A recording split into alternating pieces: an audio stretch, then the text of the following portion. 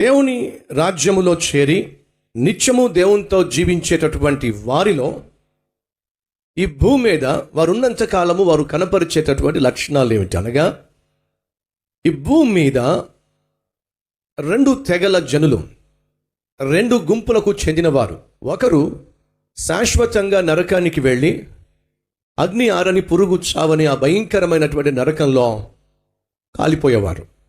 మరొకరు శాశ్వతమైనటువంటి దేవుని రాజ్యానికి చేరి నిత్యము దేవుని సన్నిధిలో సంతోషిస్తూ స్తుతి గీతాలు పాడుతూ దేవుణ్ణి సన్నుతిస్తూ జీవించేటటువంటి పరిశుద్ధులు.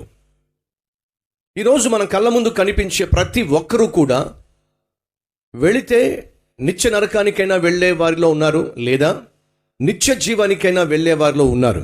మీరు ఎవరినైనా చూడండి, వాళ్ళు ప్రయాణం చేస్తున్నారు. ఆ ప్రయాణం ఒకటేమో వెడల్పైన మార్గం, మరొకటేమో ఇరుకైన మార్గం. క్రీస్తు అనుగ్రహించిన పాప క్షమాపణ, క్రీస్తు అనుగ్రహించే ఉచితముగా అనుగ్రహించే నిత్య జీవము, రక్షణ భాగ్యము పొందుకున్నట్లయితే నువ్వు నిత్యము దేవునితో నివసించబోతున్నావు. ఒకరోజు నిత్యము దేవునితో నివసించేటటువంటి వారు ఈ భూమి మీద ఉన్నారు. వారు ఎవరు? వారిలో కనిపించే లక్షణాలు ఏమిటి? ఈరోజు ఈ వాక్యం వింటున్నావు కదా, ఒకరోజు నువ్వు మరణిస్తావు కదా. మరణించిన తర్వాత నువ్వు ఎక్కడొక్కొక్క చోటకి వెళ్ళాలి కదా. అటు నరకానికో ఇటు పరలోకానికో వెళ్ళాలి కదా. ఎక్కడికి వెళ్తావు? ధైర్యంగా చెప్పగలవా, నేను పరలోకానికి వెళ్తానని చెప్పి, నేను దేవునితో నివసించబోతున్నానని చెప్పి?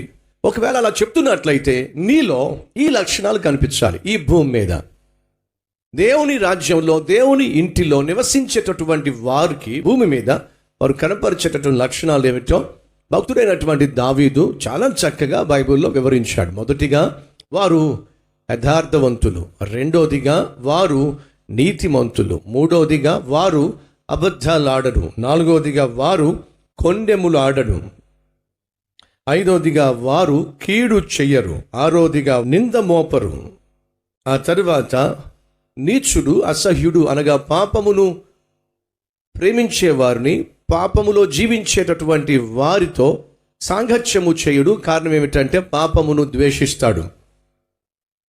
అంతేకాకుండా యెహోవాయందు భయభక్తులు కలవారిని సన్మానిస్తాడు. అంతేకాదు ప్రమాణం చేసినట్లయితే మాట తప్పడు. అంతేకాదు వడ్డీకి తన డబ్బునివ్వడు, లంచము పుచ్చుకొనడు, కదల్చబడడు.